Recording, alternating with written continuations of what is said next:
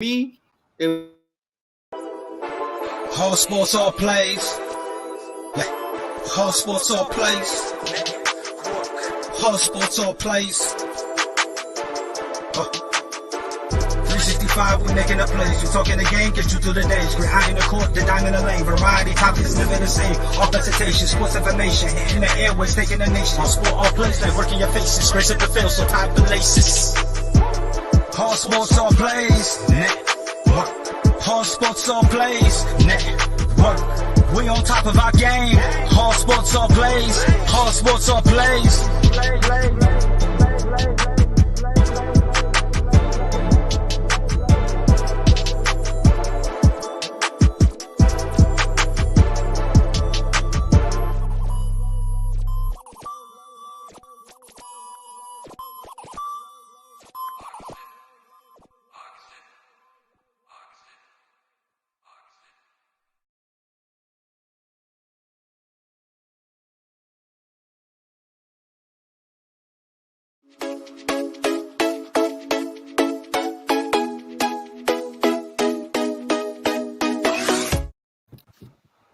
What's up? What's up? Welcome to Real Talk. Any more here? We got a couple of my guys here with me. My guy Mike Hughes. Mike, how you doing?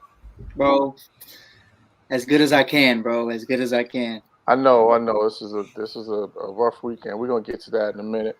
Then I got my fellow Cowboy representative Tony Hollinsworth. Tone, how you doing?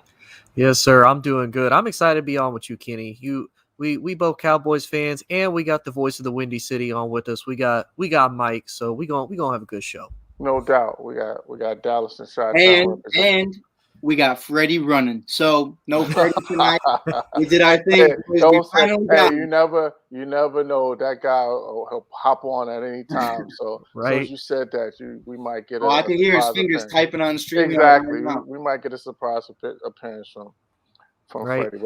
But let's get rolling. Go ahead, Tony. It's on you. Alrighty, gents. So speaking of Freddie, we're gonna talk about his team right now. So we watched the Giants fall in a very close game against the Falcons yesterday. Both of the teams started out 0-2. It was one of our few winless team matchups. And the last two games for the Giants have been decided by 3 points or less. To you guys, is this a Daniel Jones problem? Is this a coaching problem? Or is this an upper management problem? Kenny, let's start with you. Well, I would say I'm going to put it in order. So I'll say first is upper management because they haven't, Dave Gettleson, he's been the guy that came in and was talking about how he was going to fix this offensive line. And this is now going on 4 years where this offensive line has just been trash. So I think that's part of the problem too. That's the big, problem in terms of them not being as effective offensively as they should be because they have talent. As much as I hate the Giants, the facts are the facts that they have talent, at the skill positions and at running back. So they really have, talent that they should be able to be a little more explosive offensively. But you got to have time to be able to throw the ball, and you got to have holes to be able to run the ball. And so, until they address that situation, it's going to be a continued struggle for the Giants. So I think that's the number one problem. Secondly, I would go with the coaching because the Giants have been a really undisciplined team these last couple of weeks. They've had penalties that have killed them in these last two games, and to me, that goes to coaching. Joe Judge has talked about being this disciplinarian. Comes from the Belichick coaching tree, and the fact of the matter is they've had some crucial penalties that have killed them these last 2 weeks.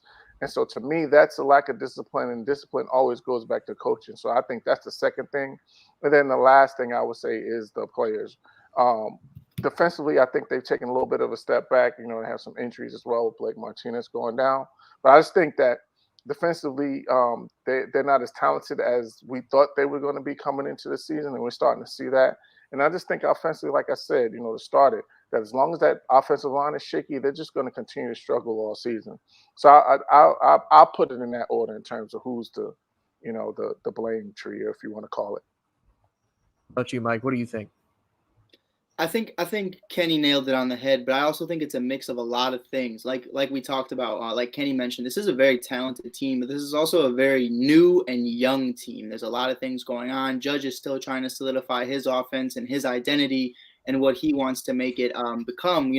At the start, going in the last year, he can identify that offense as Barkley, and you're going into that year going, this is Barkley's team. This is Barkley's offense. We're going to run the ball through him, and Daniel Jones will develop as he goes, and we'll figure it out from there. Bring in those weapons like a Kenny Galladay and a Rudolph and so on and so forth, could kind of just stretch out the field, space it out a little bit other than just Ingram and Shepard. But they did a really good job with that, but not being able to predict what was going to happen to Barkley to that level, I think really did hurt them. And him, like we said, with the offensive line, it has not been molded. We have a lot of things to talk about offensive lines today, but the Giants are definitely one of them. Where I look at it and I'm like, it's been a talking for a very long time in New York. We've had man, we go almost 10 years, man. Going on 10 years about we're gonna fix this. But can you name one perennial all-star type Pro Bowl type guy on that offensive line throughout the last 10 years that you picked up in not only the first round, but throughout the entirety of the 10 years that you picked up in free agency? So, you really haven't done anything with that. I look at the Lions as a perfect example. You really didn't get Stafford any type of help offensively.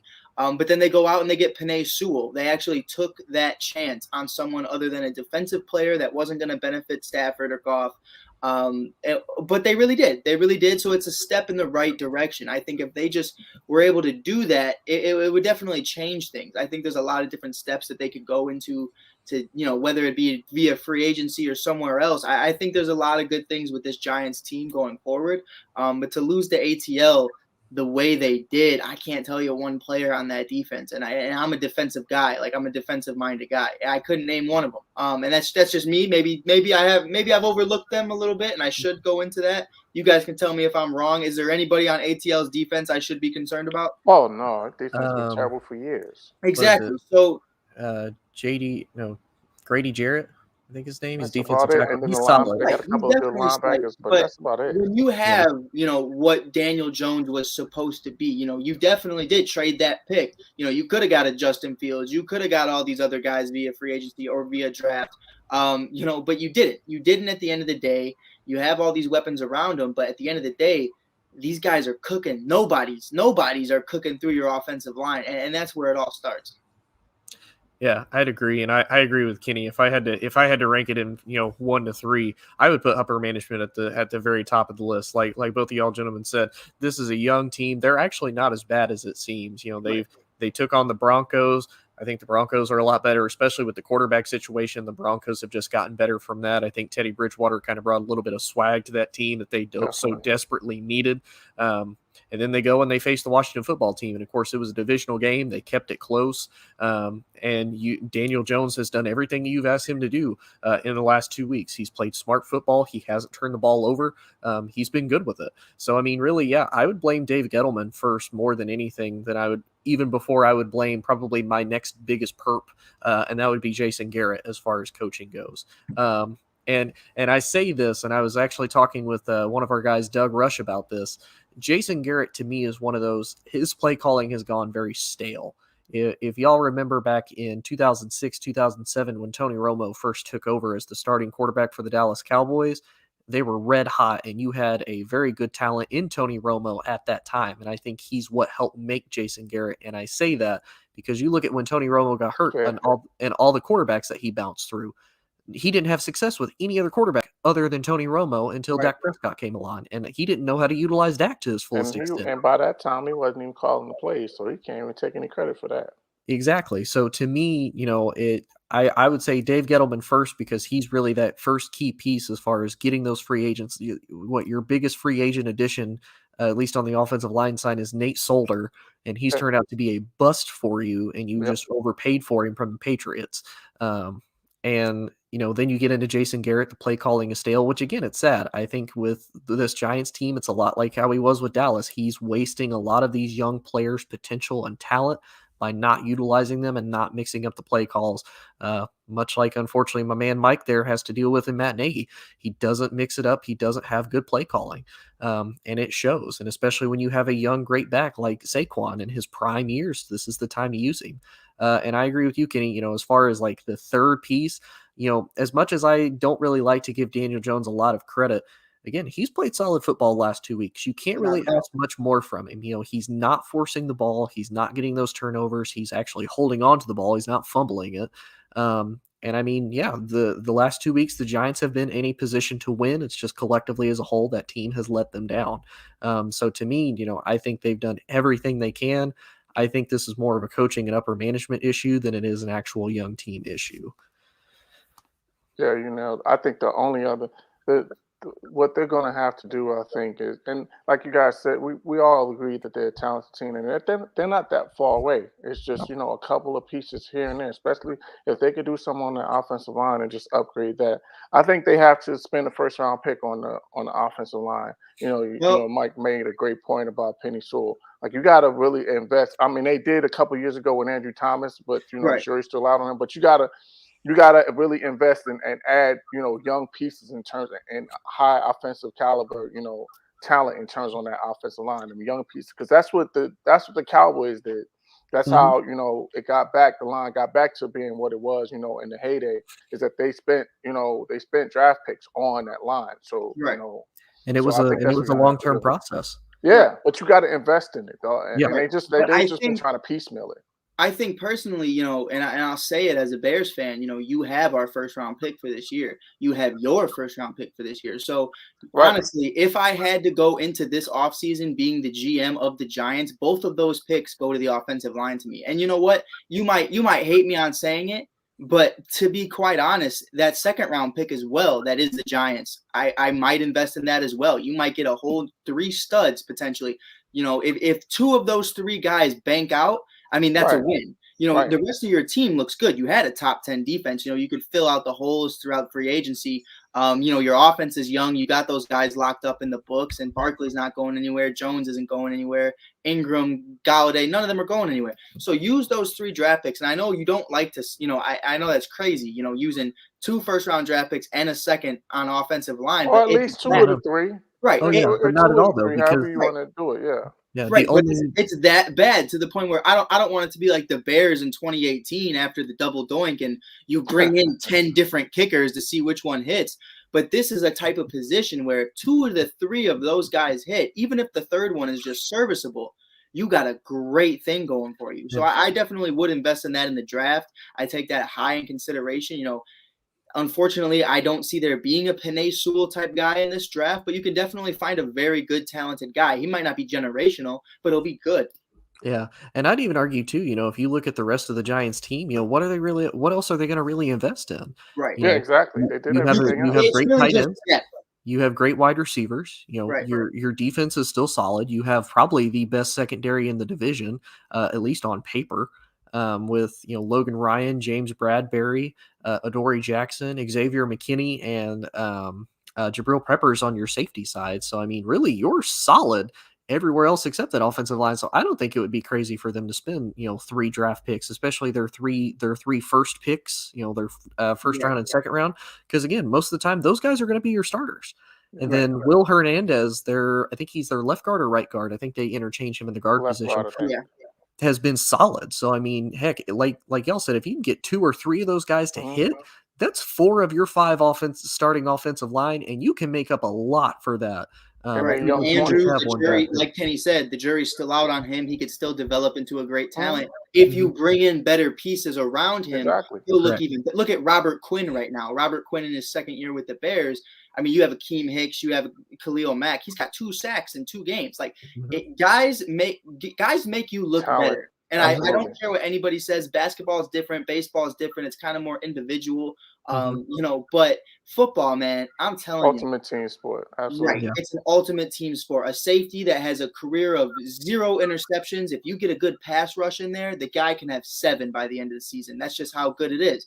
And especially from the offensive side of things, I mean, that's going to make Daniel feel a hell of a lot safer about his job. Because right now, I mean, we don't know. Is the jury out on him? Could one of those first round picks be on a quarterback? I don't think so at this point. And maybe I would say it depends on how the rest of the season goes. Right. Yeah, but you can't, to me, as much as we're talking about what they need to do in the offseason, you can't let Dave Gettleman make these picks. Like, you have to. Without a doubt. You got to move on from him. You have 4 years to get this done, and you haven't gotten it done. And this could be 3 out of the 4 years where you have double-digit losses, like you're basically headed in that direction, there's no way that this guy should be able to keep his job. For sure. Speaking of guys keeping their jobs, we're gonna switch topics a little bit. We're gonna move to Pittsburgh. So Ben Roethlisberger threw the ball 58 times yesterday. Big Ben's been in the league 18 years. For everybody that doesn't know, and they only ran the ball 15 times. We've seen this doesn't work. We've seen Dallas throw the ball 100 plus times. We've seen the Patriots do it and even make it to a Super Bowl throwing it a ridiculous amount of times, but it never really works as far as actually winning. Is it time for the Steelers to figure out a new game plan, or do you guys think there's something wrong with Najee Harris that we're not seeing? Because you spent a first-round draft pick on him, and he was considered one of the best running backs in the draft, and he's from one of the best schools that creates running backs as far as Alabama goes. What do y'all think?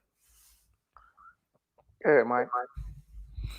Listen, I'm going to say it off rip. Najee Harris is a dog, an absolute monster. This guy is going to manhandle and take over the league within the next 2 to 3 years, with or without an offensive line. That's truly how I feel. I've watched this guy for so long. I've been a part of watching him develop. Well, not physically, obviously, but him, Justin Fields, Trevor Lawrence, I've watched since I was 17 years old, playing in my own high school regime. I watched on Max Prep Sports. I'd watch their highlights. I'd watch these guys ball out.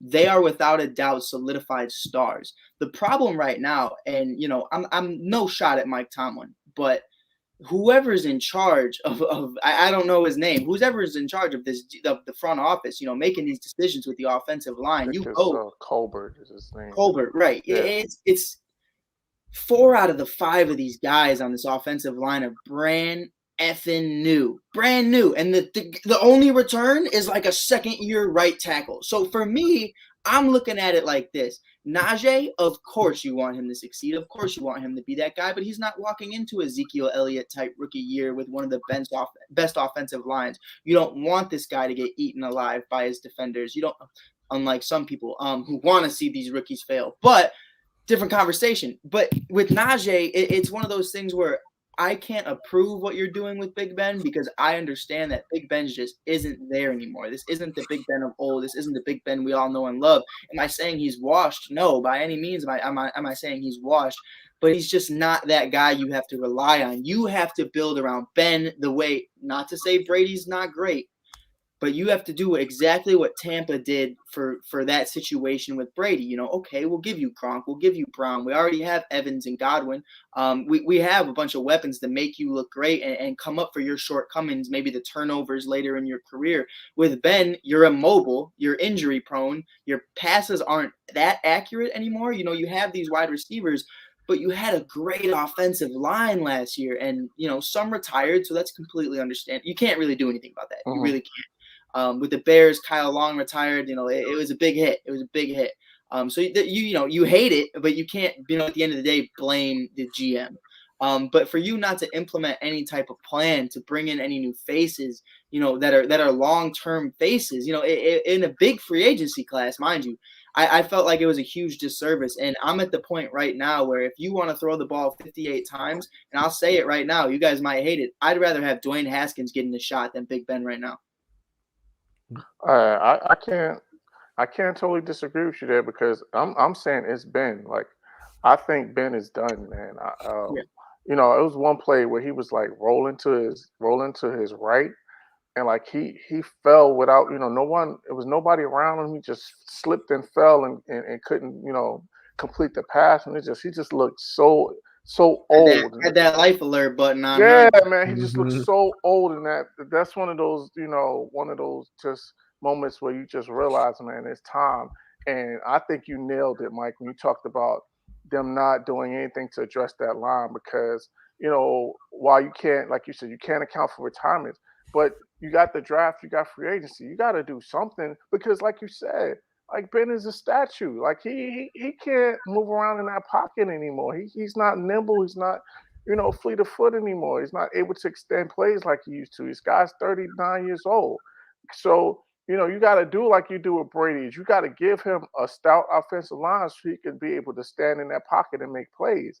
And I think as long as they don't do this, as long as they haven't address this offensive line issue, we're not going to be able to see the best of Najee Harris because, he's a stud. There's no question about it that he has the talent and the ability to be, a good back in this league. But again, just like we talked about with the Giants, if you don't have holes, you can't run. And the fact that they have to throw the ball 58 times, it just shows that they have no trust in them being able to run block to be able to get any effective yardage from the run game. So as long as they keep doing this, it's going to be a long season for Pittsburgh. And I feel bad for Mike Tomlin because he's a really good coach and he's just been nothing but, he's just, kept up a high standard during his time in Pittsburgh. And I just think he's in for the longest season of his career. Yeah, I would definitely agree. And I mean, I'm even looking at the Pro Football Focus of what they had Pittsburgh last year as far as their offensive line goes.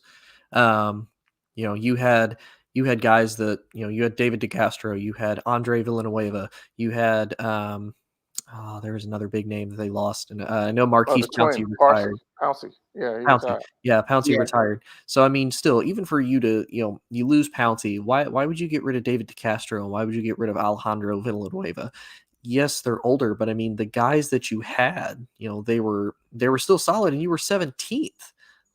No, you're not top 10, but you're about middle of the pack. It's better than what you got now. Yeah. Pro Football Focus has them all the way down to 31 as far as the worst offensive line right now in football. That's not any better than 17 by no stretch of the imagination. And I'll agree with you guys. If you're looking at Najee Harris, like I said, you spent a first round pick on this man out of Alabama. You know the system that he goes into. Now, again, me personally, I've always been very critical of Alabama quarterbacks, mainly because you have first round talent at every single position there at Alabama. Alabama is a literal NFL churning school as far as every single position. Absolutely. As much as I don't like Alabama, I cannot discredit that. First round talent on O-line, running back, wide receiver, tight end, defense, and even their depth guys end up becoming first round picks when they get to start the next damn year. Everywhere except for quarterback. Quarterback's the only position that I'm still out on for Alabama. Oh, that's a fact. But yeah, and you ran the ball only 15 times, and one of those was by Ben, and you got 45 yards. It's bad. Don't get me wrong. I'm not saying that Cincinnati's defense is trash. Cincinnati went out. They spent a lot of money in free agency to get a lot of good players. They have drafted extremely well the last couple of years. They did good in free agency. But are you really telling me, Pittsburgh, you can only run the ball 15 times and get 45 yards against Cincinnati's defense with a first round running back in Najee Harris? Really? Why are you putting that much trust and faith in Big Ben? You saw Big Ben crumble last year at the end of the season. And a lot of people have said that was the worst 11-0 team they had ever seen. And you're putting the ball back in Ben's hands, 18 years late, 18 years down the road, when, like Mike said, he has injury. He's not the big durable quarterback that he used to be in old. It took like 6 guys to bring this man down for a sack, and he'd still throw the ball like 50 yards and get a touchdown. So to me, I think it's a little bit of a disappointment. I agree with Mike. I think Najee is going to be one of those. He continues to dominate, even with a bad organization. Not trying to compare him to Barry Sanders, but I could see him having kind of that still able to produce with nothing really there to help him type of mentality. I even put it in my podcast kind of at the start of the season when I was doing predictions. I say the Pittsburgh Steelers need to actually have a losing record this year. I think they do need to tank a little bit, get some good round picks. You're solid on the defensive side of the ball. You paid TJ Watt. You have Minkah Fitzpatrick. You still solid on defense, but you need to do a complete overvamp on the offensive side of the ball. And you're not going to get, you can get solid players at, we'll say what, pick 14, 15. We'll put them right about in the middle. Especially at the offensive line. You can find talent in the mid, in the late first round. And especially if you look at all these teams that are projected to have those high first round picks. Houston, Jets, Jags, Lions. All have quarterbacks. And all need help at the offensive line spot. Right. So, it's going to be crazy. It's going to be I was one of those people last year. My buddy Justin Chache, he's actually a really big Pittsburgh Steelers fan. You know, he just got a rib injury, hurt himself at football practice. So I'm praying for you if you're listening to this, big dog. But, you know, I was one of the people last year. He was so excited throughout that 11-0 stretch. And I kept telling him, you know, I feel like this team is so good. But if you were to just hold on for 1 second, maybe get a top 10 pick, you could sneak in and get your quarterback of the future and you'd be set. You wouldn't be having these Big Ben conversations right now. You know, you could have landed yourself a Mac Jones. You could have landed yourself a Justin Fields looking back on it. I don't think they would have been as bad enough to, you know, get a top 10 or a top 5 pick and get yourself a Zach Wilson or a Trevor Lawrence or a Trey Lance or something like that. But I definitely did think, you know, it's one of those times where you guys should definitely be not tanking, but trying to be that middle of the pack guy to try to get your franchise quarterback or something there, because Big Ben was not going to go forever. And you got lucky that Dwayne Haskins has the issues that he has. I just feel like, you know, going into this year, if they do have a really crappy pick or a really crappy record, you have your Spencer Rattlers out there. You have your Sam Howell. So do you go out and do you get that offensive line fixed, or do you get your quarterback in the future? Because I don't really trust. I trust Mike Tomlin. I trust Mike Tomlin to be able to fix any player in the NFL. I feel like he could take Cam Newton right now, and Cam would not only get vaxxed, but Cam would be preaching for everybody to get vaxxed. That's how this guy can make you run through a wall. Like it's just to that level. But with Dwayne Haskins, he's one of those. He's a tough situation. And not only do I know, you know, Tony, I don't know how you feel, but it's not only just like a mental aspect with Haskins. I feel like it's actually your play that I question as well. I don't know if you're NFL ready. I don't know if you truly understand how to read defenses. So I think there's a lot of questions, not only O-line, that you got to address with this offense. Yeah, I'd agree, because I mean, I'm always one of those, you know, I'm never really sold whenever I see a quarterback only start 1 year in college.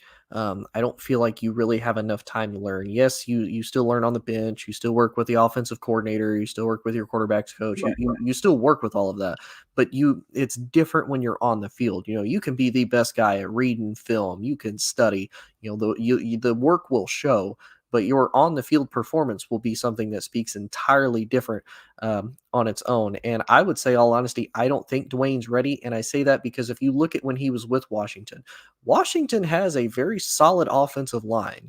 They're not top 10. I would put them at about 12th, 13th in the league. Bill Callahan did wonders for that offensive line. You still have Brandon Sheriff. They picked up, if I remember right, Charles Leno from the Bears in free agency. He was solid for you guys. Sorry to kind of poke that scab, Mike. No, we were cool with it. We were cool with it. I say he wasn't terrible, but he wasn't great either. And you had a number one receiver in Terry McLaurin. You had a pretty good running back in Antonio Gibson, and you at the time you had an elite defense. But we'll talk a little bit about that in the next segment. So to me, I don't know if Dwayne really is ready. With what I've seen in Washington, not saying Washington is a perennial franchise, but with what he had, I think he was in a better situation than he is in Pittsburgh. Now, don't get me wrong, to Mike Tomlin's credit and Ron Rivera, both phenomenal coaches. But, to me, again, just looking at it from what he had in Washington as compared to what he has in Pittsburgh, I don't know if he's ready. Now, like y'all said, though, if they invest in that offensive line, getting a little bit of help, I think he would be better prepared, hopefully a little bit much more maturity in that system. I think he has a better chance. But right now, I don't know if Dwayne's that guy. Yeah, I think, what we talked about the issues with the Alabama quarterbacks. You could say the same thing about Ohio State quarterbacks. They haven't had the greatest track record in terms of NFL success. Sorry, Mike. We're going to hope that Justin Fields is the exception to the rule. I think he is. I'm just saying in terms of the other guys. And then the other thing with Dwayne Haskins is I think that Pittsburgh's a better situation for him because being in Washington, he was a little too close to home. I think he needed to get, I think he had some distractions being in, in his hometown, in his home area. And I think that kind of, hurt his development or hurt his maturity because he was already, had a little lack of maturity from some of the decisions that he made, during that year. So I think him being in Pittsburgh could be a good thing for his development. And I think at this point, man, the way that line is looking, at some point you might as well just just go ahead and if you're in tank mode, just go ahead and throw them out there and see what you got, because you got to make a decision. Because let's just say they wound up having a terrible year. They have a 4-12, 5-11, or 4-13, 5-12 record, and they have a top 5 pick. Like, you got to decide whether or not you're going to use that pick on a quarterback. So you got to see what you got in Dwayne Haskins and see if he's worth investing in, going forward. So there's some tough decisions that the Steelers are going to make. So it's going to be really interesting to see what happens in these next couple of weeks. Yeah, I'd agree for sure. So we kind of touched on a little bit. We touched on Dwayne Haskins' old team, the Washington football team, and we actually watched them get trounced by the Buffalo Bills this past weekend. So we've watched them now for the last 2 weeks, put up almost 30 points a game. If you're in Alabama, yeah, you really are. You go from like great collegiate franchise to a dumpster fire, unfortunately. Absolutely. But we saw the Bills put up 43 points on the Washington football team, and this is a defense nobody expected that from. This was a defense that was supposed to be significantly better, especially considering the fact you have 4 first-round picks, all on defense. One of them you just paid a ton of money to, in Jonathan Allen. To you guys, what has happened to Washington's defense that they've just completely crumbled in 2021, at least just 3 games into the season? For me, Kenny, if you're good, No, go ahead. It's the same thing with Pittsburgh. To go back to Pittsburgh, it's youth. Other than Big Ben and that offensive line going in the last year, I felt like they got so not cocky, but just comfortable with how good they know they are. You have Juju, you have Claypool, you have Johnson, all making TikToks after they go 11-0, partying it up like they just won the Super Bowl and they know nobody can touch them. And it's a problem with guys my age. It's the problem with the youth. It's the problem with these cats that come out strong and start balling out, throwing people around. I'm not saying Chase Young is by any means like that. I'm just saying the team as a whole, I feel like, went into this year thinking we're the number one defense, and we can take on anybody. I don't know if all of them are feeling that way. I know a lot of them put in that work. I know Chase puts in that work. But at the end of the day, you need 11 guys and including the bench to be able to come in and give it their all. So if some guys don't prepare throughout the season, like that, you can't act like you're the number one defense going into a year, because like you guys say all the time, any given Sunday, and guys got to have that preparation. So to me, I'm only saying this because I have nothing to base this off of. I'm actually confused on why this defense isn't working the way it is. The only thing I can think of is mental error. Because physically, I'm seeing nothing wrong. Scheme-wise, I'm seeing nothing wrong. I don't see there being any problems. I don't see there being any mismatches or just wrong calls that are being called. But at the end of the day, I think it does come down to having youth, and I think it comes down to you guys needing to understand that, just because you have one good year doesn't mean the next year is going to duplicate that or reciprocate. You kind of need to, build off something. You can't just go into the next year thinking it's going to be the same, because the same way you're preparing for offenses are preparing for you. And now that they have a full tape on Chase, they kind of have an idea on, okay, well, I'm not going to say they're going to double him or triple him, because that doesn't matter. They're not getting through that boy. So you just try to avoid him as much as you can. You see Josh Allen rolling out to avoid him. You go to the weak side and you try to figure that out, and you try to expose their DBs. And that's honestly what happened. You try to expose their linebackers. How fast are they truly? You saw Moss, who was a great second-round pick, a great running back for them. Singletary went into this game. The last couple games, he's looked great. And then they just use Moss. So it's all about preparation, and it's all about the mentality you have week by week going into it. And I think not all of them, but a few of them are a little young, and I think those are those growing pains that every team kind of goes through. Yeah, I think that the issue is their secondary. I think that you touched on it, Mike. I think the biggest issue is their secondary. Like, we know the strength of that defense is on the defensive line. And I just think that secondary is their weak point right now, because they're getting lit up in the passing game. That's really what's killing them right now. And we know what that is, because if you don't get to the quarterback, then it's on the secondary to hold up your defense. And so I think that's the biggest challenge that they have. And I know, because I had their defense in fantasy the first couple of weeks, and I got rid of them because they were just giving me nothing.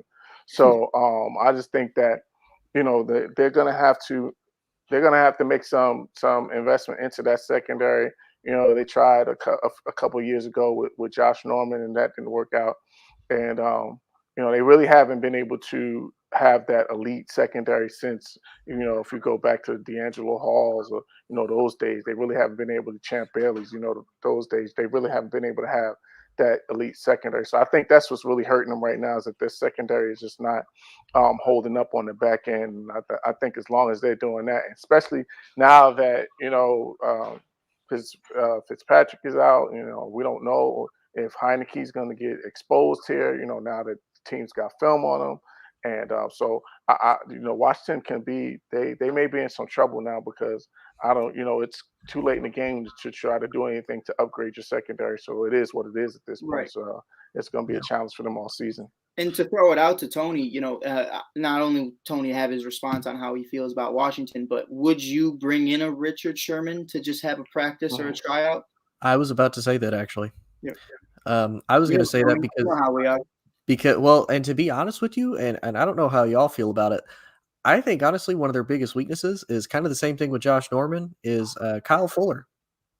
He started in Washington, or is it Kendall Fuller? I think it's Kendall.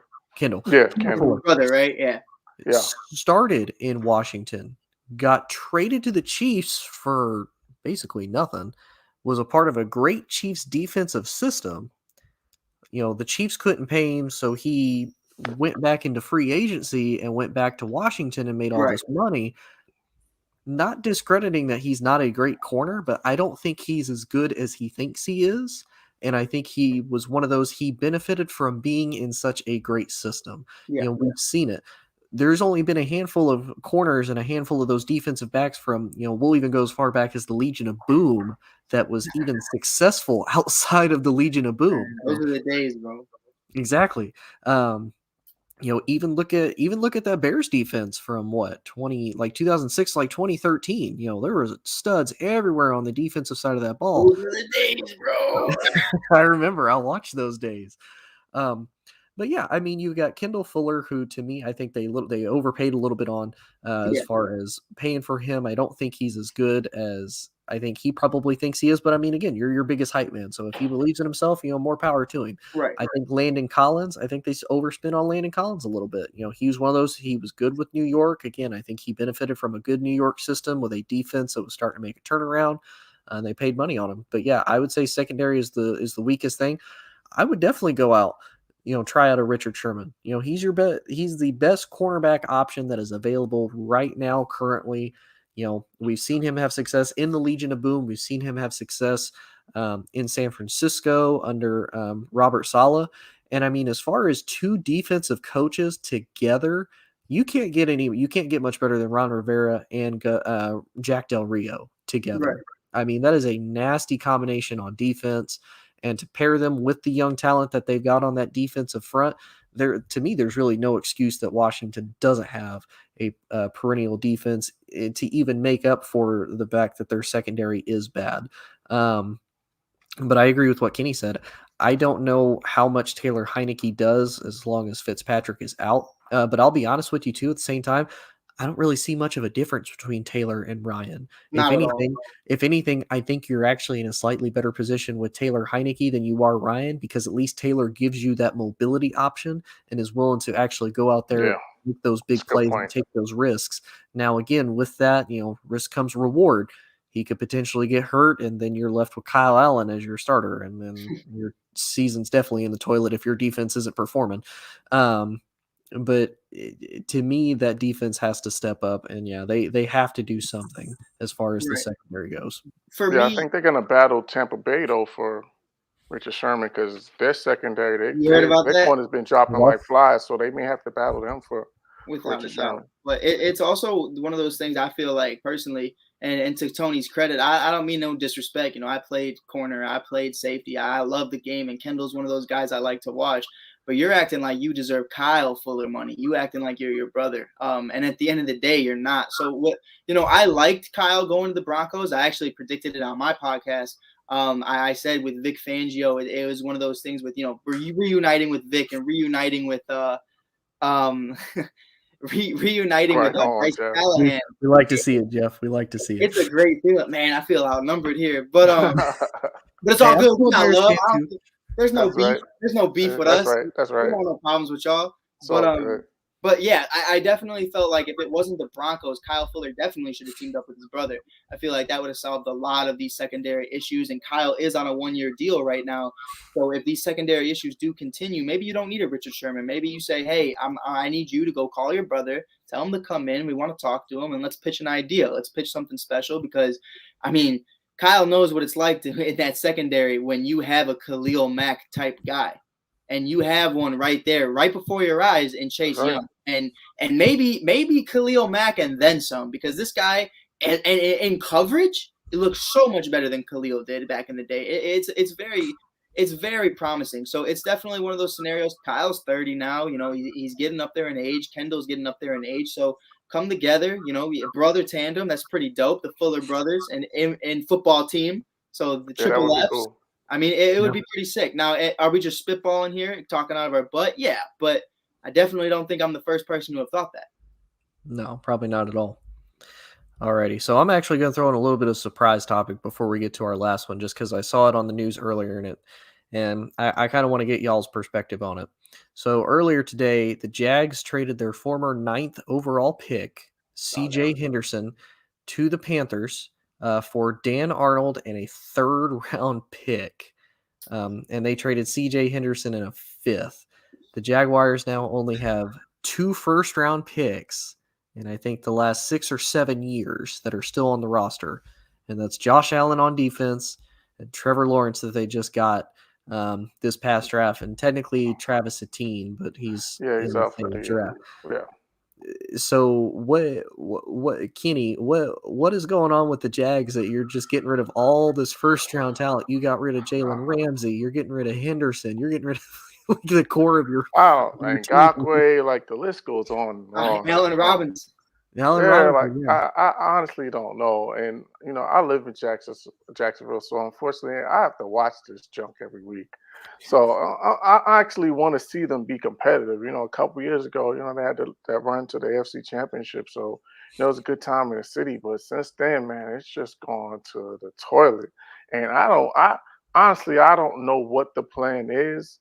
To me, like that makes no sense to trade you trade a young cornerback. Like you're trying to build a team, you're trying to build a culture, you're trying to build a foundation of young players, of young talent. It just makes no sense to me for a tight end. For what? Like and this ain't no game changing tight end. Like this is a run in the middle tight end. Like what is he going to do to upgrade your offense? Like I don't get it. So I really don't understand this move at all. It really doesn't make any sense to me. And I don't know if this is Urban Meyer greasing the skids to head to USC or what. Like, but it just makes no sense to me, and I don't see like what purpose this move serves at all. So I'm baffled. It doesn't make any sense to me. What about you, Mike? What do you think? They are having the Rome complex right now, and it's a problem where it's like Rome wasn't built in a day, and we all understand that, but they don't. They think, and we just talked about Kyle Fuller. Kyle Fuller is a perfect example. He is a young cornerback that came into this league in 2014, I believe it was, and he didn't look great. Kyle Fuller didn't look great by any means for the first about year and a half. He wasn't developing the way we wanted him to because it wasn't mass production right away, but there's so much that goes into it. With these guys and cornerbacks, especially in DBs developing. It takes a while for them to get comfortable, for them to realize NFL routes are a whole different thing when it comes to wide receivers. And you really need to not only be watching for that, but you got to be watching for your assignment, watching for these blocks, watching for all these things that are going on the field at once. It's hard to adjust. I like CJ. I felt like CJ was a great pickup for them. I felt like there's a lot of potential there. Maybe he's never going to be that top 3 lockdown corner, but there's definitely a lot of potential with him moving forward. I think they gave up on him way too soon.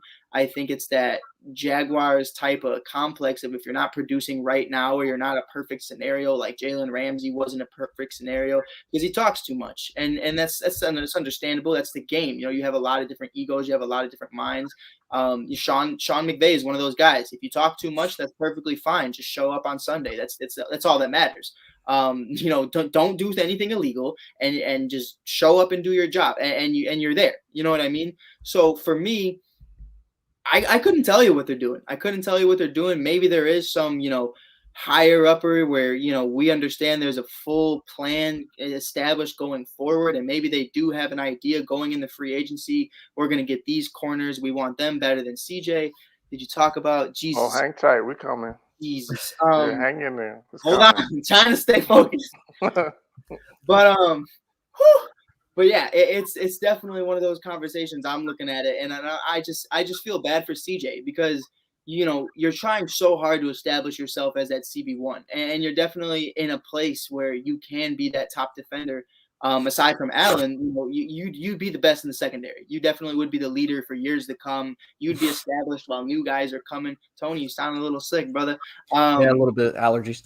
I felt that, but it's definitely sad to see because I truly love Trevor Lawrence and Travis, and I love CJ, and it's just hard to see, like being given up on so early. It's just crazy to me.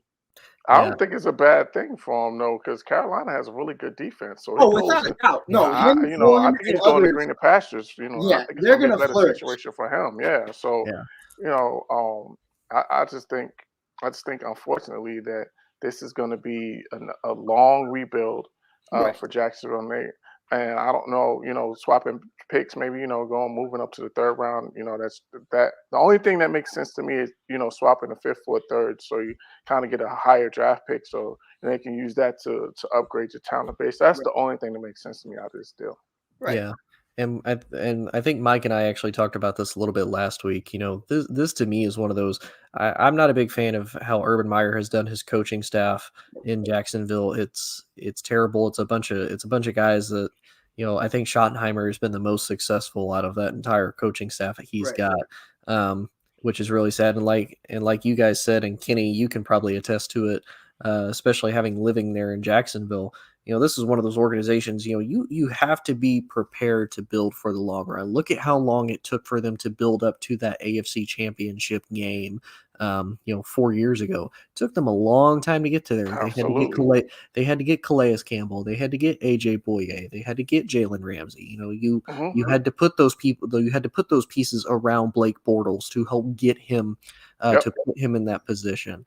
And, now you're just like, okay, let's just, we didn't win this year. Let's just start over again. No, don't do that. And to me, this is why I was kind of upset that Jacksonville got Trevor Lawrence. Not saying that, Dallas. Without a doubt. I was pissed. Not saying that Dallas or anybody like that would ever get him. Good players go to the terrible franchises. Jacksonville is where his careers go to die, it seems like. So I can understand why you would feel that way. And to be honest, looking at it, you want to know who immediately comes into my mind, and it's sad because I don't think he's as good of a quarterback as Trevor Lawrence. I immediately think of 2011 when they drafted Blaine Gabbert. Blaine Gabbert was supposed to be a top prospect out of college. They threw him to the wolves, and Blaine Gabbert got eaten alive, and it completely ruined his NFL career. Now, he solidified himself as a solid backup. He's traveled everywhere. He's a journeyman. But think of what could have been, he and Byron Leftwich both on the Jag staff at one point. And what did they just do last year? Both won a Super Bowl, albeit, Blaine's a backup behind Tom Brady, still got a ring. And yeah, I don't know. Everybody flourishes after they leave Jacksonville. Yeah, Allen Robinson. The only one that didn't is Allen Hurns, and I say that because he was with Dallas. Yeah. He had a couple big plays, but that's been about it. You're right about that. And so far, our last topic, and then we'll see about if we want to get into some week 4 picks on what we think is going to happen.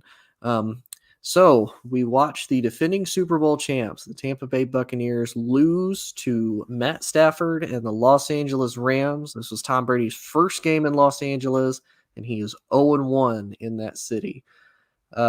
Kenny, we'll start with you. Does this make the Rams now? Do you see them as legitimate contenders now that they beat, quote, one of the best teams in the league? Yeah, absolutely. Um, I said it before the season that after that week one that Matt Stafford was going to be an MVP candidate, and he's just like really playing at a really high level. And they just have a lot of weapons on offense, and even the running game is starting to come along with Stoney Michelle. He looked really good yesterday. So, and then with that defense that they have, and they're just going to be a problem for teams all season. Right. So yeah, they're definitely a Super Bowl contender. Now the question is the what will Matt Stafford do on the big stage? I think that's the biggest question that has to be answered in terms of the Rams because we've never seen him, win a playoff game. And even if we look at the beginning of this game, he was a little shaky. I think he started off like 1 for 6, so he had some little early game jitters, but then he settled in and played great. But as the stakes get higher, do those struggles extend themselves? So I think that's really the only question. Talent wise, they're definitely a Super Bowl contender, but it remains to be seen whether or not Matt Stafford is going to be a Super Bowl contending quarterback. What about you, Mike? You obviously being a Bears fan, y'all had to deal with Matt Stafford for a long time. What do you think? Do you think this is a different Matt Stafford, or do you think this is the same Matt Stafford we had saw? He just now has a team finally put around him.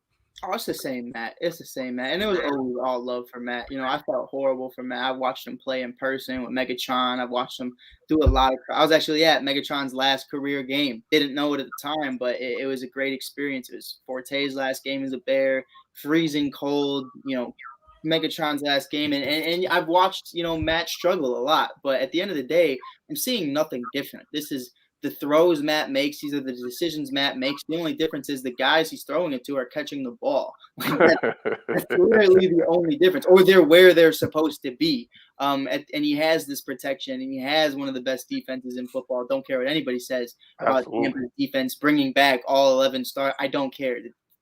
Aaron Donald and Ramsey on the same unit, I'm good, bro. Like, I'll take them any day of the week, without a doubt. You have a lot of question marks with, Stafford's health. And I said it from the jump. Matthew Stafford going to the Rams or Tampa or anywhere with an established offense and a smart offensive coordinator is going to be a Super Bowl contender, regardless of how that defense looks. I truly feel that way, and I've always felt that way. I feel like right now he could have went to the Miami Dolphins. Will Fuller, Parker, Gaskins and all these other guys, and Jalen Waddle, he would make Jalen Waddle one of the best rookie wide receivers in the game right now. I truly feel that way. That's how Matthew Stafford operates. He's amazing. The one concern is health, and as I hate to say it, but as amazing as this feels right now, I've also watched Matthew Stafford go down. I've watched him go down to little things, thumb surgeries, all types of things. So as long as he stays healthy, they are my Super Bowl favorite. And I had them winning going into this game on Touchdown Crew. I was the only person to pick the Rams. They said, don't bet against Brady. I'll tell you what, I've seen it in the past before. White boys out of Detroit, when they get the chance to shine in LA, they show. You got Eminem, now you got Matthew Stafford. They're showing out. And they're not going back. They're not going back to Detroit, Michigan. So he's definitely riding this out. And if he can stay healthy, they're definitely my Super Bowl contender. Yeah, I definitely agree because, growing up in Indianapolis, saw a lot of Detroit Lions games, saw a lot of Bears games, saw a lot of Bears versus Lions games. I agree with Mike. Matt had a lot of injury history, but I would say really for Matt, it was kind of the same way. You look at how Sam Darnold was with the Jets, Right. last year and year before last. You look at how Trevor Lawrence is with the Jags right now. When you're with such a bad team and such a bad organization, and you feel that, okay, this is entirely on my shoulders, I'm supposed to be this great quarterback, which in Matt Stafford's case, he has, because he's produced even with basically nothing all these years. He puts his body on the line because he's like, you know what, I have to make the play. My other guys aren't making plays. I gotta make the play, and he ends up risking it. Heck, look at one of the early games in his career that Detroit versus like Cleveland. I think if I remember right, he separated his shoulder out of his socket, and he was like, "Okay, we're going in on the next play." And they're like, Right. "Matt, no." And he goes, "No, I'm going. Like, this is happening." So I mean, that just shows you the determination and what he does. Not only that, but like Mike alluded to, this is probably some of the best weapons he's had since Megatron and Golden Tate and a couple of the other guys that they had. I think Ebron was the tight end at the time. You have Cooper Kupp, who has reestablished himself as definitely that number one receiver for the Rams. The man is everywhere around the ball. He's able to make plays, able to make people miss.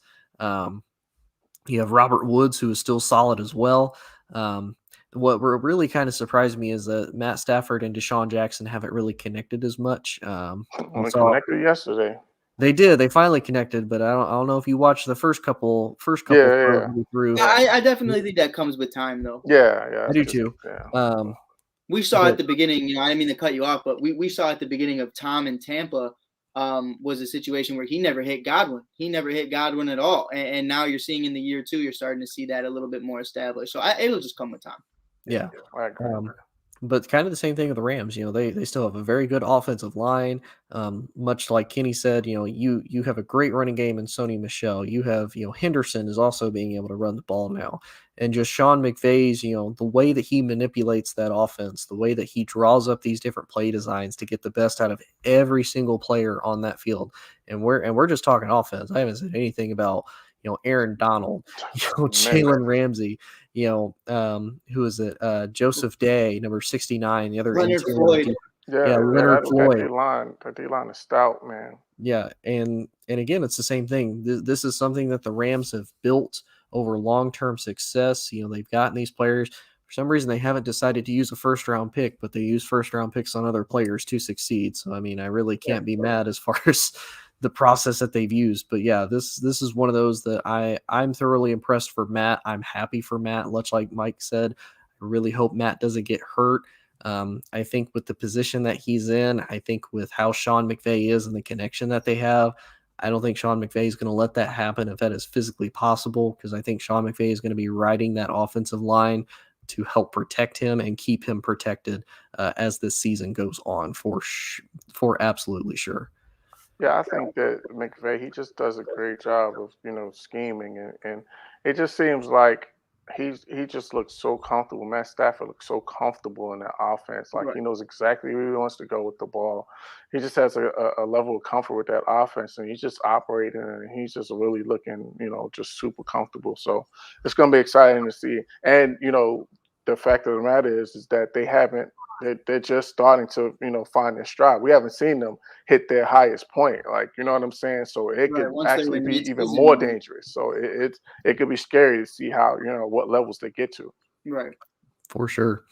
So, guys, I do want to kind of get your guys' perspective on at least 3 different games that took place yesterday, and I want to see what you guys think was probably the most surprising win out of these three matchups. So the Chargers beat the Chiefs 30-24.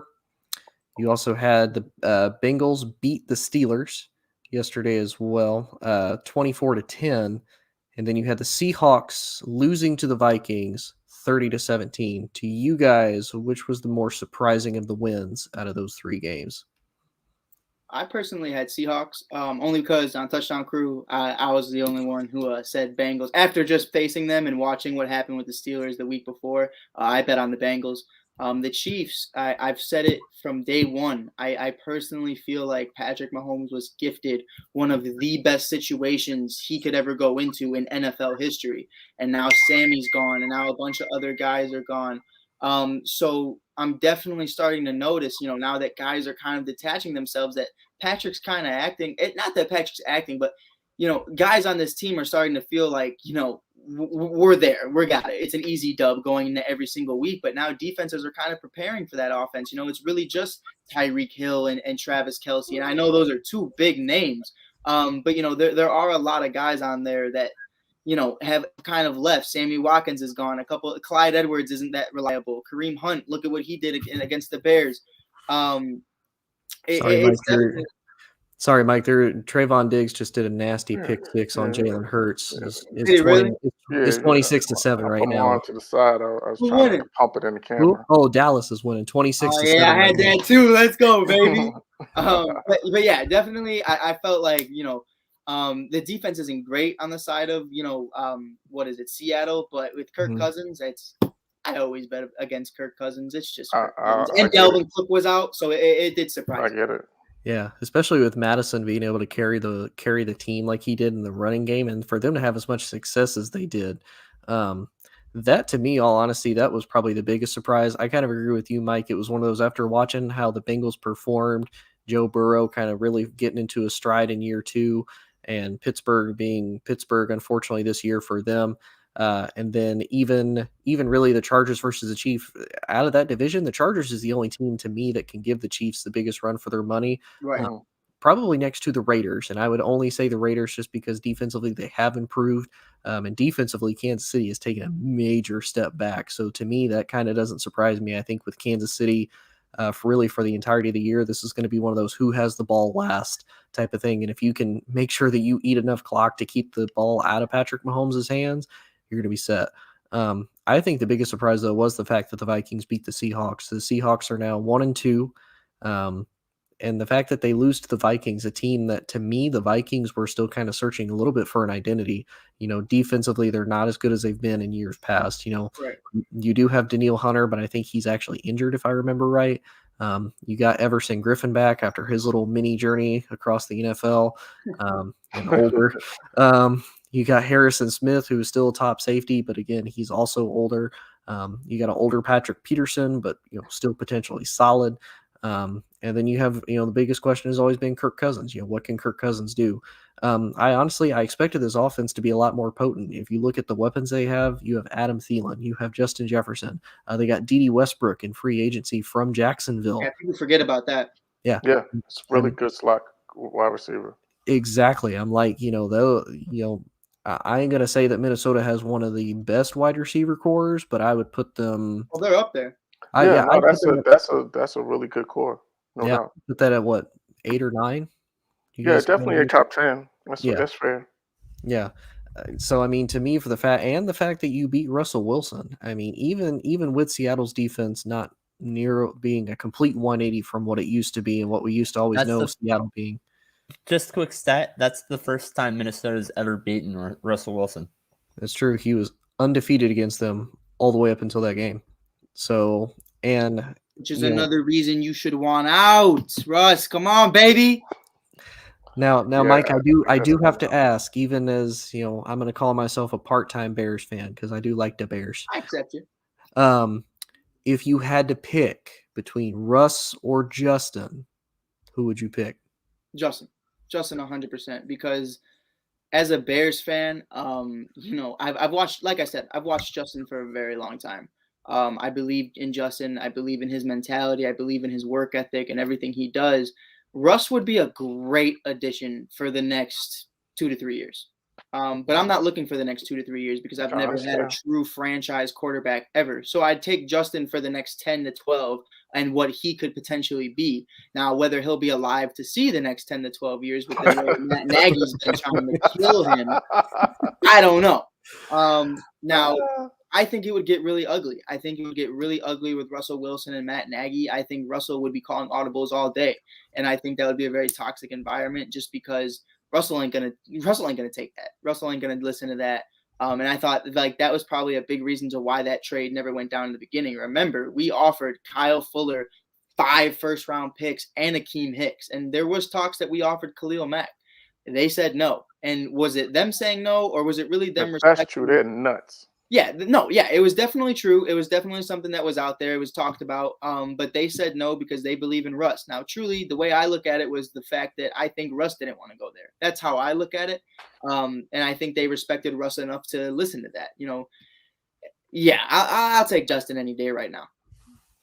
So let me piggyback on that. So I'm gonna let you vent a little bit with this question. It's kind of a lob.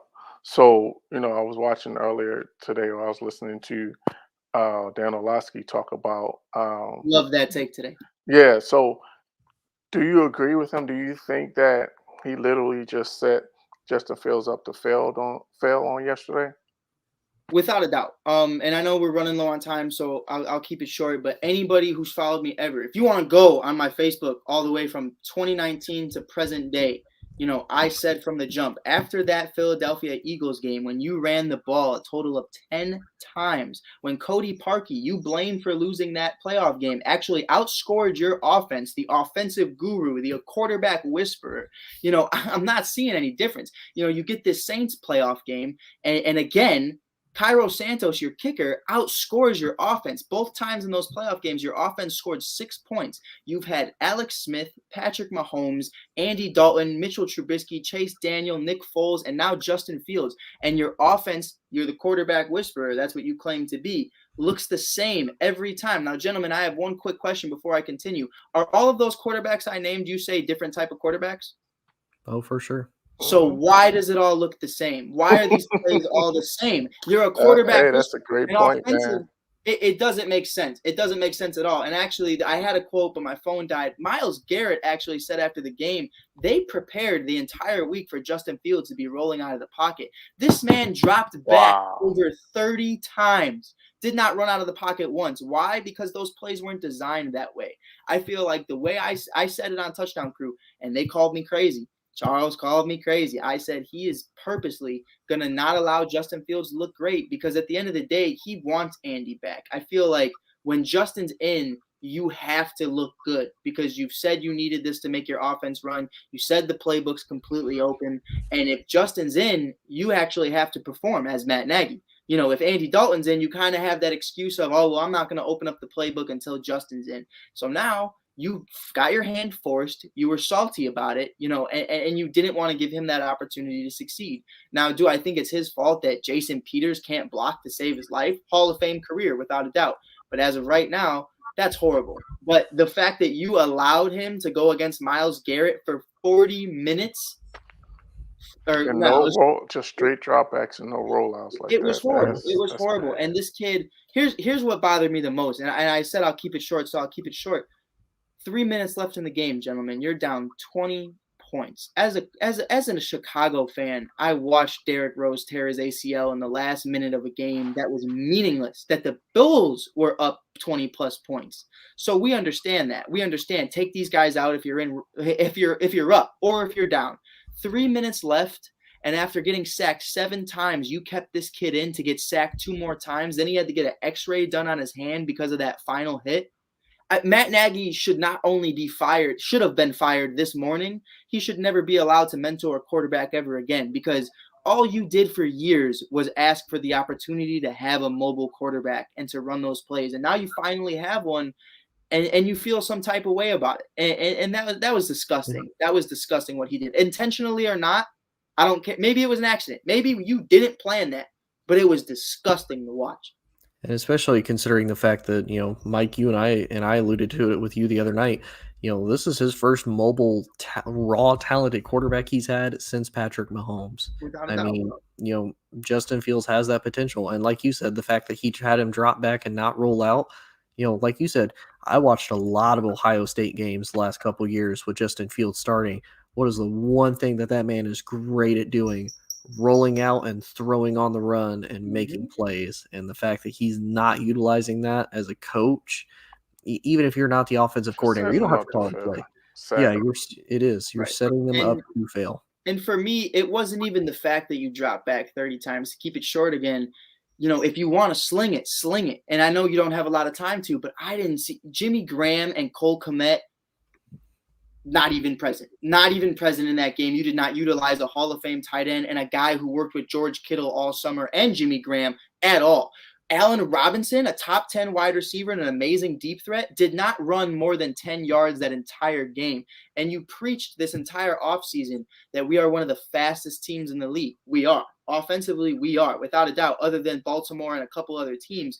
You have Goodwin, you have Cohen, you have Justin Fields, you have Darnell Mooney, who all run 4.4s flat. Like, these guys are dogs.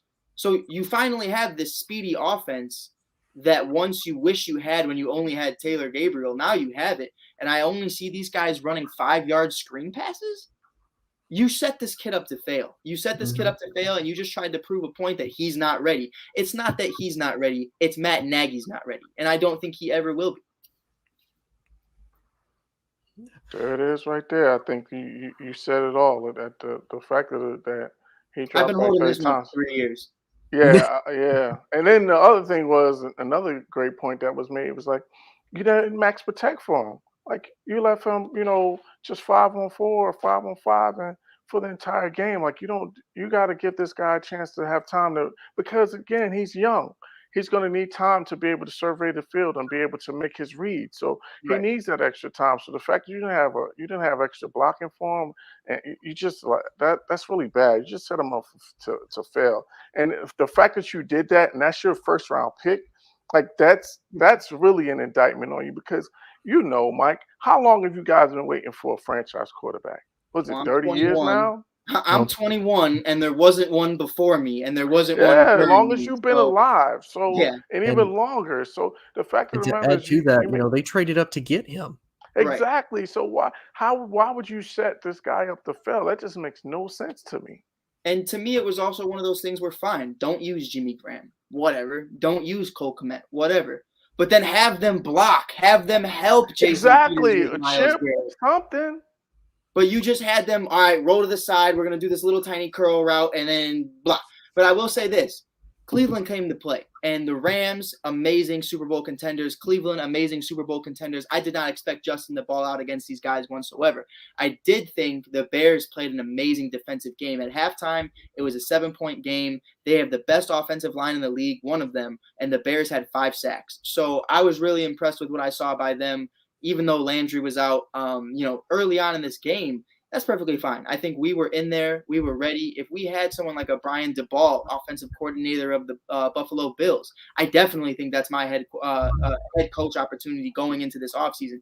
I'm not going with Eric Bieniemy. I'm tired of the Andy Reid tree. I don't trust it. It's toxic. They're poisonous. I don't want them. But it's definitely one of those things where I'm looking at it like this defense can hang. The fact of the matter is they were on that field for 40 out of 60 minutes, gentlemen. 40 out of 60 minutes. You had a net of 1 yard throughout that entire game. Do you know, you want to hear something interesting? And I'm a Money Mitch supporter. Mitchell Trubisky actually played in that Buffalo game. You want to know how many yards he had? 1 yard. The same amount of yards as Matt with one throw and 1 yard. He went 1 for 1 with 1 yard. That's the same amount of yards as Matt Nagy had the entire game. So, but Mitch was the issue. Oh, Mitch was the scapegoat. That's so bad. It's insane to me. It's insane to me to think not only did Mitch come back to Chicago and ball out on Matt Nagy, but he had the same amount of yards as you and he only threw the ball once? You're dude, like, I don't know. I've said it for 3 years. He's egotistical. He's psychotic. Bill Lazor should be taking over for the rest of the year. We won 4 games straight with Bill Lazor last year, and then Nagy took over again and we lost. So I've completely lost my mind. Shout out to Freddie. You're going to have a top 3 pick next year, regardless of whether it's the Giants or not. It's definitely going to be the Bears as one of them. So you might have 1 and 2. Who knows? True, they might have 2 top 5 picks. He really So might. now, do you get? So you already said that, that Nagy's gone. Do you get rid of the GM as well? Yes. Yes. Here's what I'll honestly say, and I'm going to be so real about it. He's not going to go simply based off the fact that he got saved. Guys like, and I've said it with Tony before, guys like Khalil Mack don't become available. Guys like Justin Fields don't drop. So the fact that you picked up both of those guys, I think he can make the argument of, okay, give me a couple more years to fix this offensive line. It's the final piece, which the quarterback was the final piece for all these years. But now it's the offensive. It's always something. It's always something. So I definitely think maybe the McCaskies are dumb enough to give him the benefit of the doubt because he's definitely not it. Great at drafting defensive players and later round players, but he does not address an offensive line whatsoever. I like Daniels. I like Whitehair. The rest of them are horrible. So I don't think he'll be gone, but I think he should be gone. I think he should be, and I say that much to your credit, Mike. Like you said, guys like Khalil Mack don't just become available. He went out and he rebuilt a phenomenal defense for the Bears, and you did end up getting your second quarterback since being the GM.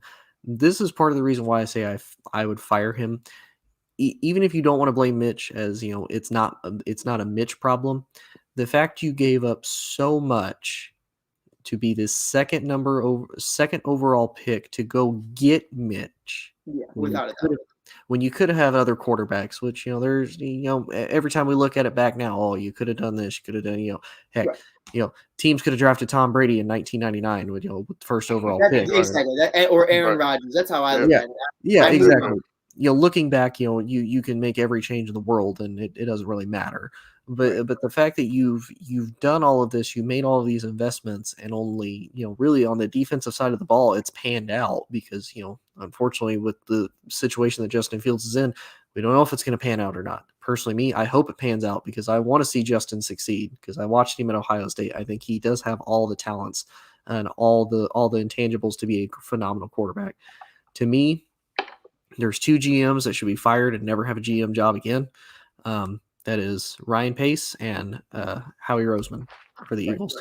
Add Dave Gettleman to that list. Dave Gettleman should have been fired years ago, and I mean, it's the Giants, so I mean, they kind of their own mess. Like I definitely think Ryan would be in that scouting department. I definitely think he's one of those guys who you would want on a team to scout defensive players, and to find later round talents, but to have that overall decision and impact. Like I'll say this, to his credit, you brought in Vic Fangio, an amazing defensive coordinator. You brought in a Matt Nagy from the Andy Reid tree. He looked great. He won Coach of the Year in 2018, so you really couldn't have saw that coming. Whatever's going on in Matt's head was not originally here. That's the problem. Whatever happened with Matt after winning Coach of the Year, I feel like is a totally ego maniac type deal.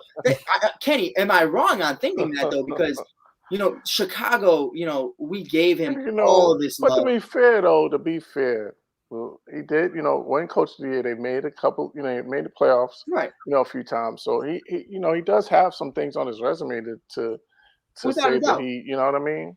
Without a doubt. But it was one of those things for me. What started it was Jordan Howard. Jordan Howard being on the Bears, 3 to 4 back-to-back 1,000-yard seasons. Matt Nagy comes in. This guy turns into a bum. Why? Didn't make sense to me at all. And especially, Mitchell Trubisky's development, it just felt like you didn't care to develop Mitch. If you don't fit his system, you don't work, and you're not going to be there. Riley Ridley, Calvin Ridley's brother, cut from the team in year 3. Why? Never even got a chance. Saw the field probably 5 times, as many fingers as I have on this hand. Why? You never gave him the opportunity, even when we were short at offense and wide receiver, and it's because you don't fit that system. But if you claim to be an offensive guru, an Andy Reid tree, and a disciple of that, you need to be better. You need to be able to make players better and play to their strengths, not them play to yours, because that's not how a coach works. That's how an offensive coordinator works, and the coach works around that, and the coach says, okay, well, I'll use this, this, and this. But we said it earlier, and it was said on TV too. I don't know if you guys caught it. Not a single head coach has won a Super Bowl when they're actually the ones calling plays. When they have an offensive coordinator, they definitely look great. But when you're actually the only one calling plays, Bill Lazor does nothing. I understand Sean McVay calls plays. I understand Andy Reid does his thing, but they also have someone in their ear suggesting what to do, and they base it off of that, and they say, okay, well, here's what I think we should do. Right. Nagy, he brings in bums. No, and I mean that in all respect in the world. He brings in bums who have no threat of taking his job. So right now you're at a point where it's like, who is going to take his job? And what bothered me the most is you want Andy Dalton to start, but you don't want Bill Lazor, Cincinnati's former offensive coordinator and play caller, to be calling plays. Don't you feel like Lazor and Dalton would be able to connect well because they've been together for years? So none of it what I say the most, the very Chicago thing, I'm gonna give y'all some. Make it make sense, bro. Make it make sense. Because what you're telling me right now, you're feeding me is crap. Make it make sense. And I won't say anything.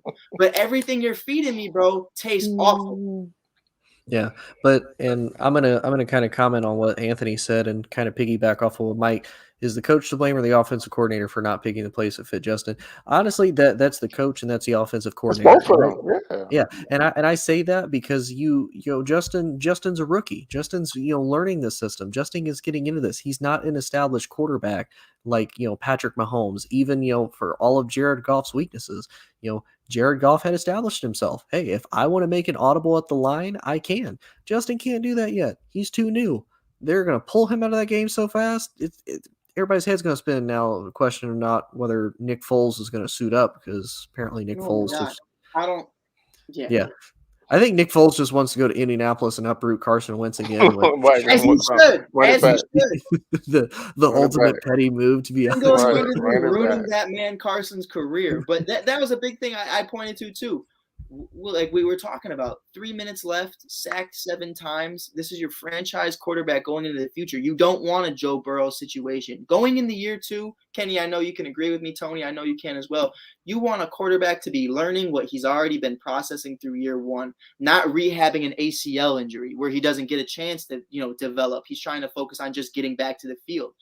Not having Foles in those last 3 minutes when he's suited up with his helmet on, to Dan's point, it was either completely moronic or it was intentional. And you just wanted to feed us that Justin's not ready and trying to prove to us that Justin's not ready. Anybody who watched that game, they say, oh, well, if I took out Justin, you all would have complained. Anybody who watched that game would not have complained about taking out Justin in the last 3 minutes. Because what does Justin learn by getting sacked more? Yeah, he just losing confidence. He learns his hand hurts. Let me ask you this, though. You made a great point. I didn't even think about this. Is the fact that Bill Lazor and his history with Andy Dalton, did they conspire to set up Justin Fields to fail to make sure that there was no question that Andy Dalton should be back as the starter when he gets healthy? Oh, no doubt. No doubt that there's no chance in hell that that's happening. And I'll tell you why. Because Bill has no say in what happens anyways. Bill does nothing. It's all Nagy. Bill is a patsy. Bill is just there to fill the position. Nagy does not listen to Bill. Nagy does not have anything to do with Bill whatsoever. The fact of the matter is this. When Nagy put in Nick Foles, they won a couple games, and that was cool. That was sweet. We went 5-1. Then you lost 7 straight, 1 to the Lions. So then Bill Lazor takes over play calling with Mitchell Trubisky and wins 4 straight. And then out of nowhere, Nagy takes back play calling and you lose 2 in a row. 3 in a row, technically, if you count week 1 as well, going into the following year. So, dude, what are we doing? Lazor felt so comfortable with this offense. Mitchell Trubisky went out there and said, it's nice when you actually have someone who's willing to listen to what you want to run and what you feel capable running. He said that when Lazor was taking it. I'll send you guys that link if you want it. Like, it's an amazing listen. That's a definite shot. Mitch was one of those guys who never spoke on anything. He let it ride. Nagy's one of those guys pointing fingers. You know what I mean? So to me, like, I'd rather have Lazor calling plays for Justin right now than Nagy, because I truly feel like the one that's out to get him at the end of the day is Matt Nagy, simply based off the fact that he doesn't want him to play because that means he has to do his job. Yeah, and to kind of answer Kenny's question as far as that goes, I don't think it's the case. Because I don't think Matt Nagy's going to let that happen. I think Matt Nagy's a bit of a control freak. But 2, there's a reason why they got rid of Andy Dalton and Bill Lazor in Cincinnati. Whether or not it was because time was just up, it was time to move on. They got removed from that organization for a reason. If you look at 2015 and on, I think 2015 was probably the last decent Bengals season that we saw out of that team. I mean, other than that, they've unfortunately been a dumpster fire, even with a great player in AJ Green. When he was healthy, Tyler Eifert was solid. You had Giovanni Bernard, you had Joe Mixon. Has some offensive talent for sure. Yeah, offensive talent. You had Andrew Whitworth as your left tackle for years. And then you look on the defensive side of the ball. That defense was almost always top 10. They were probably, I would say, one of the most underrated defenses of the last decade. Yeah. As far as their ability to perform, their ability to take takeaways, man coverage, zone coverage, all of it. But again, there is a reason why Andy Dalton left, and now Andy Dalton has become, unfortunately, a journeyman quarterback. I don't know. I really can't think of any other spot, maybe other than Washington, where Andy Dalton goes and he gets a start. Maybe Houston if Tyrod Taylor doesn't work out. But I think if anything, you're hurting yourself if you don't get Tyrod Taylor back. Because I think Tyrod's a better quarterback than Andy, to be honest with you. And then Bill Lazor, yeah, like Mike said, Bears went 4-0 with Bill Lazor. And I think that's one of those. Matt Nagy felt threatened because wait, he has success. I could get fired? No, I'm taking this call. That makes no sense to me because you're ultimately you're winning, so you're the one that's going to get the credit as the head coach. And you're the overseer of the. You're supposed to be the overseer of the team. So the fact that you have success on the offensive side, the credit's going to go to you. Credit going to go to you ultimately anyway. So That's an insecurity. Like to Tony's point, that's not how a control freak works. You Yeah, know what I mean? that's insecurity. Yeah. It's insecurities and egos being tampered No doubt. that the offense doesn't believe in me anymore. It's not that at all. You're a great head coach. That guy at some point could make you want to run through a wall. Club dub. It was so much fun. I don't know if you guys follow baseball, but Matt Nagy to me is Joe Madden for the Chicago Cubs. And that magic and that spark only works for so long until you start realizing you're not making adjustments. You're just banking on us being great. And at the end of the day, you need those extra practices. You need those extra ideas that, you're bringing in with other coaches, and you're not. So at the end of the day, Matt's got to check himself. And I think being fired at the end of the season, if he's not, we'll see Mike Hughes at Hallis Hall. But, to be continued. But it's definitely going to be a rough and shaky future. I would not let him touch Justin Fields ever again. Right. Yeah, I don't blame you. All right, gents. Well, I think that's everything that we got. It has been a blast talking with y'all. Kenny, thanks for having, Mike and I on. Hopefully we filled in well for Freddie and Jay. Always good talking with you guys. Yes, we didn't have any delusional Freddie facts, although I feel like I needed to spit a couple. Yeah, no, we're good on that. We're good. It was refreshing. Absolutely. Right. But much love to Freddie, though, even though Freddie spits some crazy facts. Freddie does still spit some truth at times. And, if anything, Freddie always has personality. Well, I 100% mean that. He's got heart at the end of the day. He does. Freddie has a lot of heart. He does. He does. All right, everyone. But this has been another episode of Real Talk here on the ASAP Sport Network with my man, Kenny, and with, of course, the voice of the Windy City itself, Mike Hughes and Tony. Y'all have a good night. Thanks for watching. Hope y'all enjoyed.